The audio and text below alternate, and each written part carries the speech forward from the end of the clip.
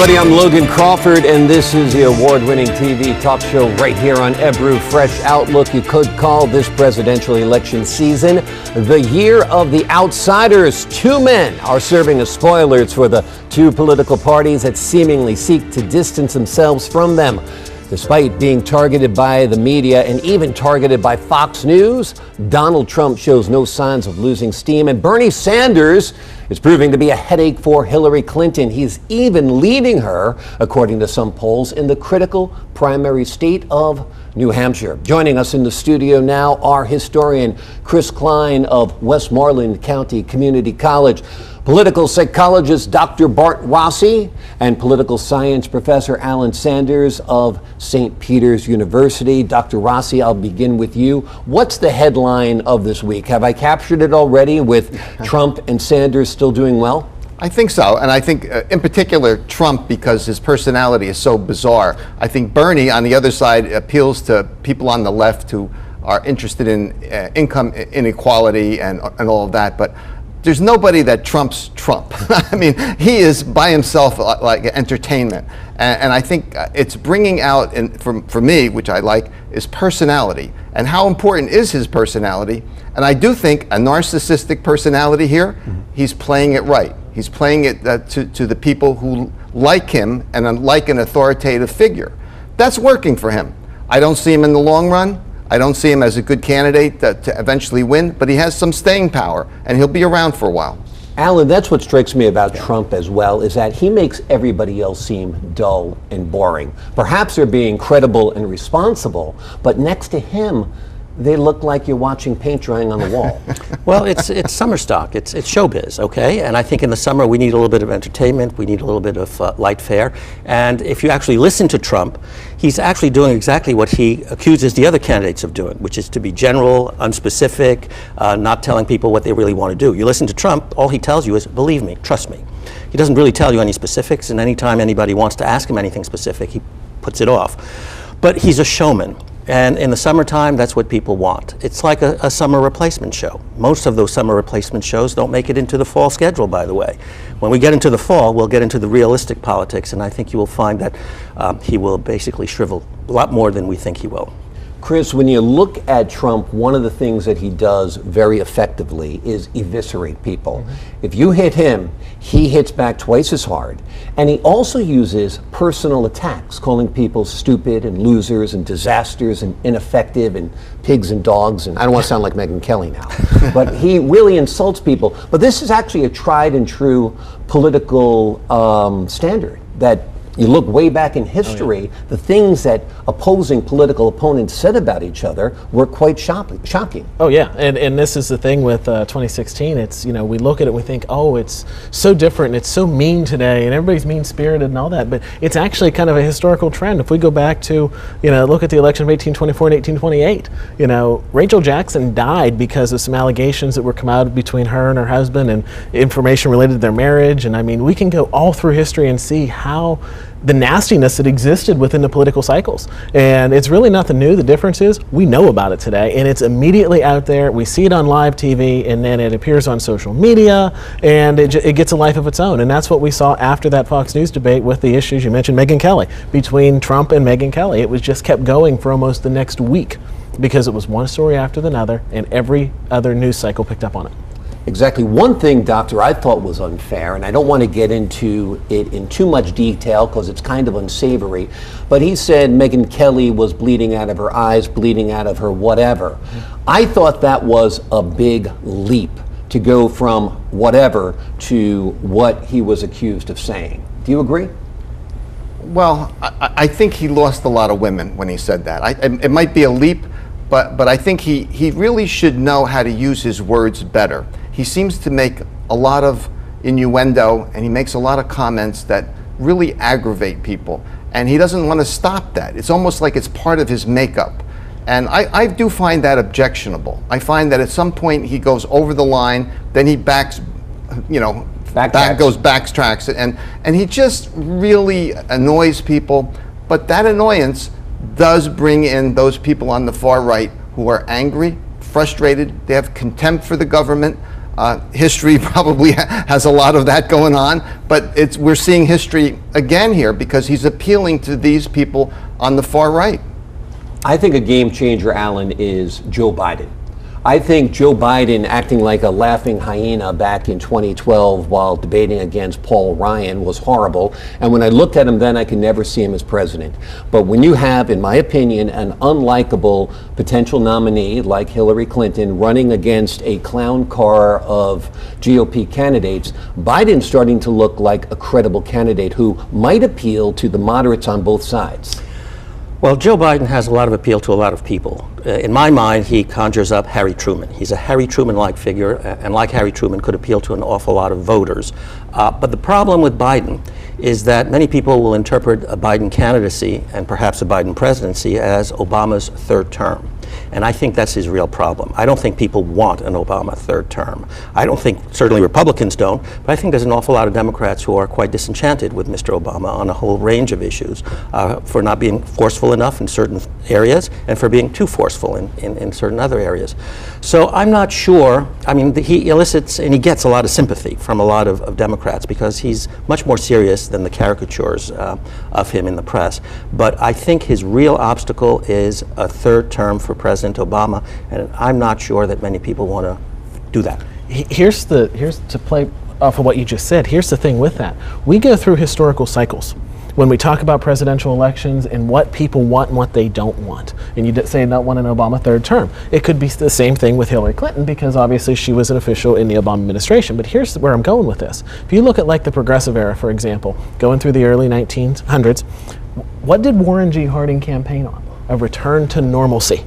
And what was normalcy? Well, it was not what we had before. So as we start to think about how these candidates are going to run, is this where Trump right now has his opening because he's not obviously the Obama third term, he's not a government insider, he can play on those fears like you had mentioned, but it's going to be, I think, very difficult, as the doctor said, to highlight anybody who's going to be able to run as another Obama term or be connected to that because that just runs in cycles. That's true, and you use the word normalcy. Mm-hmm. Today they say we're going to take back the country. It's kind of like the same language, really. It's similar in many respects. I feel Hillary has so many high negatives, from what I feel is a losing personality, I know you disagree, doctor, to these scandals that keep on emerging day by day. The email scandal, which the voters don't seem to care about an awful lot, but pundits do, now includes top secret emails. She turned over her emails to her server to prosecutors and it was wiped clean. I mean, at one point, stuff is going to start sticking to Slick Hillary, right? Well, first off, I think she has made some mistakes. She should have just come out and said, listen, I thought I did the right thing with my emails, a private server. In retrospect, it was a mistake. She should have said that more emphatically, I think. And did she really want to say things and leak? I don't think so. I think there's a lot of these issues that are contrived by the Republican Party to make her look worse. But on the other hand, she does deserve some criticism for this. I don't see any criticism for Benghazi. I think that is just completely blown out of the water. Even though she appears to have been lying about a video that provoked a riot. But there was a video, and the video was about the Prophet Muhammad, and people died before it for a cartoon. Right. So it's not unlikely that what she said was bizarre or anything. I mean, she didn't say anything bizarre or strange. Alan, you were disagreeing with me when I was trashing Hillary Clinton. Sure. I mean, I wouldn't deny that this isn't a serious problem for her. Of course it is. But I think when you get down to choosing candidates, when people really get down to voting, whether it's in a primary or whether it's at the general election, they're basically figuring out, what can this person do for me? That's really what it boils down to. And so although this will pervade the punditry world and whether she was above the law, followed rules, didn't follow rules, I think at the end of the day most voters will say, which candidate is going to be good for me going forward?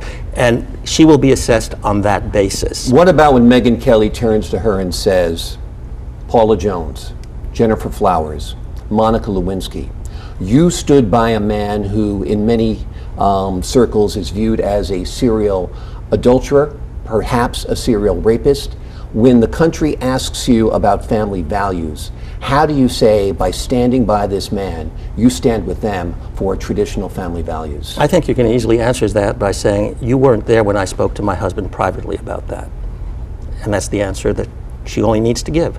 She had that conversation about a dozen times, though. That's a matter between me and my husband. Nobody knows what we discussed. Nobody knows how I felt. Nobody knows how he felt. I'm now running for President of the United States, and that's the issues that matter. Chris, there's actually more rumors surfacing that Bill Clinton has a girlfriend right now. Only a rumor, only speculation. Supposedly he sees her in Little Rock and sometimes in his Harlem office as well. If another girlfriend emerges for Bill Clinton, do you think this will sink Hillary, or it'll make her look like a victim and people might actually champion her cause? One thing about Hillary Clinton is she is able to play the victim very well. And I think we've seen that all throughout her career, whether it was going back to the early 90s when she was in the White House and made the comment "Stand by my man" and was compared to the song and everything. But I really think that she is able to play off of that, and somehow, some way, it resonates with her. But what's going to be more interesting to me is going to be how this email thing, yes, there are it is being used in political circles and news stories and certain parties and things like that, but how long will that be until another process takes over, if it does, such as the legal system? We can talk about Hillary Clinton's email. We're all familiar with David Petraeus and what happened with him, and it was not top secret emails. It was more along the lines of a book kept in an unlocked desk drawer. Right. So it'll be interesting to see how this plays and how much longer it will stay in the political realm before it moves over into more along the lines of the legal circles, and that takes it away from the political pundits and those types of people. And also there is purportedly a very strong relationship between Joe Biden and Barack Obama, that they've actually created a very strong bond over the years, and it is also rumored that he and the Clintons don't get along very well at all. So whatever political might Obama might have, which might be considerable since things are looking up right now economically, right. If he supports Biden, I would think it's over for Hillary. I don't think he'll come out and support Biden over Hillary. And I think Biden has the weight of the world on his back, because does he really want to fight the Clintons and all they represent and all of their contacts, their money, their fundraising capabilities, the power that they have? And also, Hillary is on the right side of the issues. I think Alan hit it on the nail on the head when he said, really, what's in it for me, the voter? And Hillary is on the right side of a lot of social issues when it comes to abortion, when it comes to immigration. She's on the right side of wages and people, not getting the right income. I think the Republicans are going to have a hard time arguing against Hillary. Yes. I was going to say, one thing the president does have, whether he throws the support behind Biden if he would choose to run, or Clinton, is the organization. And where does the organization go?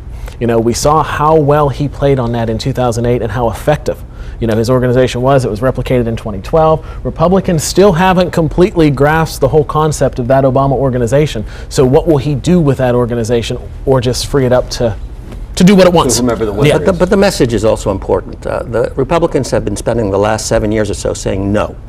And in some circles, people are saying, well, thank God they said no, because we don't want Obama's agenda to go through. But you can't just say no and say, we're going to be the no administration, because people want to know, K-N-O-W, what are you going to do for me? Mm-hmm. If you just say no, there are going to be times when I want to... What are you going to do for me politics? The Democrats are going to win because they're Santa Claus and they give away everything. Well, I don't think you have to be Santa Claus to do what's right for the United States. Whether you're a conservative or whether you're a liberal, you're always asking the government, what can you do for me? Can you stay out of the way? Right. Can you do something? And on the issues where most people stand, it seems to me that Dr. Bart Rossi is right. Most people believe that the country is out of control. Big organizations are in charge of life. Mr. Trump is a prime example of that. He doesn't relate to anybody that's little or small. He's a big businessman that throws his weight around and insults everybody. People like Mr. Trump elicit a negative reaction among many people. These are the people who run the country. So a lot of people will want to know, what can the government do for me? Can the government cut down people like Trump down to size? Does the government care about the wages that I earned? Does the government care about the discrimination that I face? These are the kind of issues that people finally think about when they come close to election time. Right now, they're being entertained. Right. That's right. It's not necessarily a handout. Right. I mean, what about us staying out of war? I mean, Republicans seem like they want to go to war against ISIL, against Iraq.